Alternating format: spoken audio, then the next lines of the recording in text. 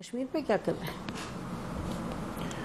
कश्मीर पे मैं सिर्फ दुआ कर सकता हूँ इसलिए कि जनरल कमर जावेद बाजवा जो है उसने कश्मीर पे जो सौदा किया उसकी अभी तक डिटेल जो है वो कौम के सामने नहीं आई। मैंने क्या लफ्ज़ इस्तेमाल किया? सौदा।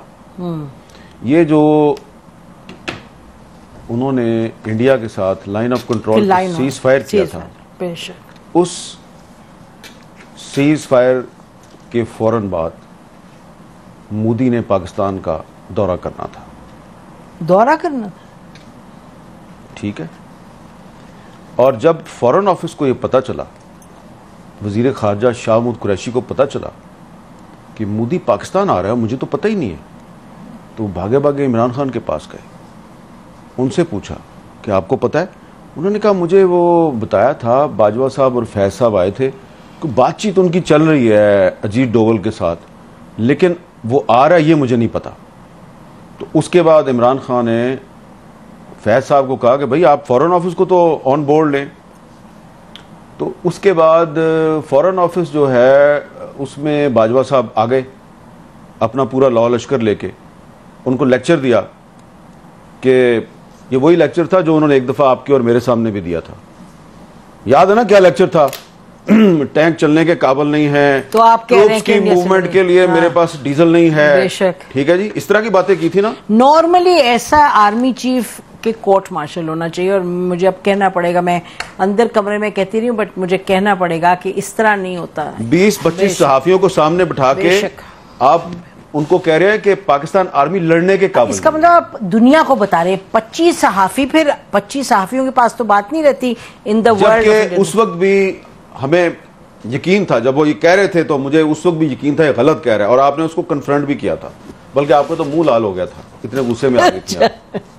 ठीक है, ये GHQ वाली बात है, मुझे याद है NDU वाली बात नहीं कर रहा, नहीं एडिटोरियम की बात, एडिटोरियम जहां पे वो कोर कमांडर्स कॉन्फ्रेंस होती है, वहां बैठ के आर्मी चीफ हमें एक कहानी सुना रहा है कि जी फौज इंडिया से लड़ने के काबिल नहीं, लिहाजा हम सुलह कर लें। हमने कहा था आपने अजीत डोवल के साथ इनको क्यों भेजा था जनरल फैज को बात करने, याद है? जी। कि वो अच्छा, अब उसमें जो हमारा फॉरेन ऑफिस था उसको इन्होंने वही लेक्चर दिया जो उन्होंने आपको और मुझे दिया था।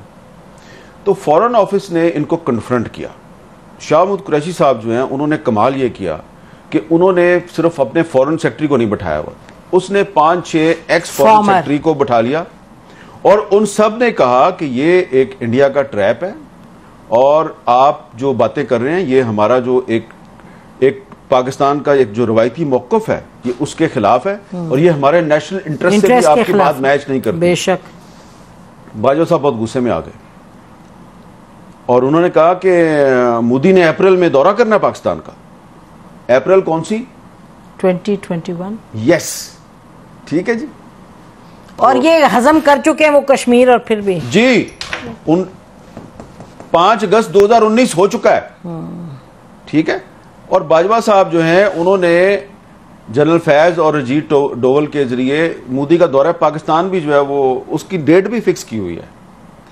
तो इसलिए फिर इमरान खान साहब जो हैं उनके साथ उनके बहुत से मामलात पे इख्तलाफात थे, तो इस मामले पे भी उनका ख्याल था कि यार ये तो बड़ी ज्यादती की है मेरे साथ, मैंने तो नोबेल पीस प्राइज लेना था कश्मीर का मसला हल करके, जनरल बाजवा ने जी, और उसके बाद एक और एक्सटेंशन भी लेनी थी। तो अब भले शाह महमूद कुरैशी साहब इस पे बात ना करें और इमरान खान साहब भी बात ना करें, लेकिन मुझे और आपको तो कभी ना कभी करनी है ना। मैंने वैसे इस पे आपकी, वैसे मैं अपने व्यूअर्स को भी बता दूं कि मैंने शाह महमूद कुरैशी साहब से ये बातें सारी पूछी, उन्होंने कंफर्म भी की, लेकिन उन्होंने कहा जब तक चेयरमैन जो है वो मुझे इजाज़त नहीं देगा तो मैं उस पर नहीं बोल सकता ना, क्योंकि ये स्टेट सीक्रेट के जुमरे में आता है। लेकिन हमें तो बोलना है। नहीं बोलते? नहीं, मैं आपको बताऊं, हमें जो पब्लिक स्टेटमेंट कोई आर्मी चीफ ऐसी दे, it is a public statement कि मैं हमारे जहाज नहीं चलते और टैंक नहीं चलते, ये तो बिल्कुल कहीं भी एक्सेप्टेबल नहीं हो सकता। और ये देखिए, ये बात कर रहा था वो जब फरवरी 2019 में पाकिस्तान एयरफोर्स ने इंडियन एयरफोर्स के अटैक को नाकाम बनाया। बेशक। ठीक है, बेशक, ठीक है। और किस तरह जो है वो उनका वो पायलट भी पकड़ लिया, और रोजाना हमारी फौज के जवान जो हैं वो बॉर्डर पे और टेररिस्टों के खिलाफ लड़ते हुए अपनी बिल्कुल शहादत भी दे रहे हैं, कुर्बानियां दे रहे हैं,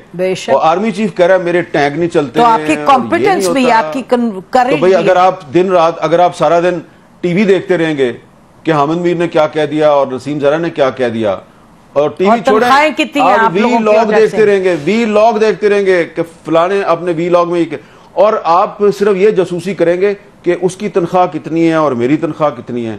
आपको याद है ना, एक और मीटिंग में उन्होंने तनख्वाहों का मसला छेड़ दिया, हर मीटिंग में कि तुम्हारी तनख्वाह इतनी है, मेरी इतनी है। और भाई आप आर्मी चीफ हैं, इतने बड़े आर्मी हाउस में रहते हैं, इतना आपका प्रोटोकॉल है, जहाज है आपके पास, और आपने एंकरों के साथ मुकाबला लगाया हुआ है।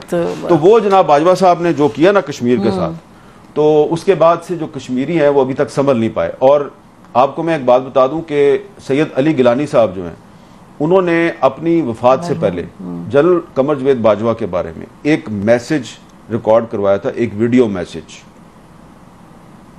वो उन्होंने पाकिस्तान में अपने कुछ करीबी साथियों को भेज दिया था। मैंने वो सुना, मैसेज सुना हुआ है, यानी देखा, सुना भी हुआ है, देखा भी हुआ है।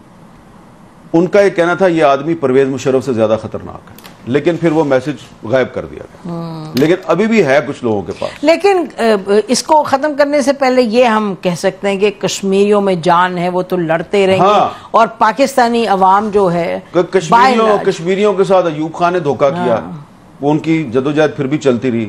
कश्मीरियों के साथ परवेज मुशर्रफ ने धोखा किया, उनकी जदोजहद चलती रही। और एक और भी बात आपको बता दूं कि ये जो मुस्लिम लीग नून के जो प्राइम मिनिस्टर थे ना आजाद कश्मीर के, राजा फारूक हैदर साहब, इन्होंने लंदन जाके नवाज शरीफ को बताया जी कि ये किस तरह 5 अगस्त 2019 का मामला कैसे हुआ था। और बाजवा साहब को पहले से पता था कि इंडिया जो है वो कब्जा करने वाला है, और इन्होंने 2 दिन पहले मुझे बुलाया एक मीटिंग में और कहा कि जी ये होने वाला है, तो ऐसे कर लेते हैं, तो ऐसे। तो मैंने कहा अच्छा तो फिर आप हमला कर दें। तो उन्होंने कहा नहीं नहीं नहीं, हम हमला करने के काबिल नहीं है वो। यानी कि आप कह रहे हैं कि राजा फारूक हैदर साहब जो है, उन्होंने नवाज शरीफ को लंदन जाकर बताया कि उन्हें जनरल बाजवा ने बताया। ये कंफर्म है कि जनरल बाजवा? मैंने राजा फारूक हैदर साहब से कहा कि राजा साहब आए ना मेरे शो पे आके, तो आप ये बात बताएं। तो उन्होंने कहा बात तो आपकी ठीक है, लेकिन वो कहीं ऑफिशियल सीक्रेट एक्ट का मामला ना हो जाए, ठीक है ना। तो किसी दिन आप कोशिश करें उनको बुलाने की, बहुत कुछ बताएंगे आपको। करेंगे, वो भी कोशिश करेंगे हमें इंशाल्लाह। चलें, बाकी आप खुशी खुशी मनाएं और अच्छी बातें करें। आज भी बड़ी अच्छी बातें आपने कर दी।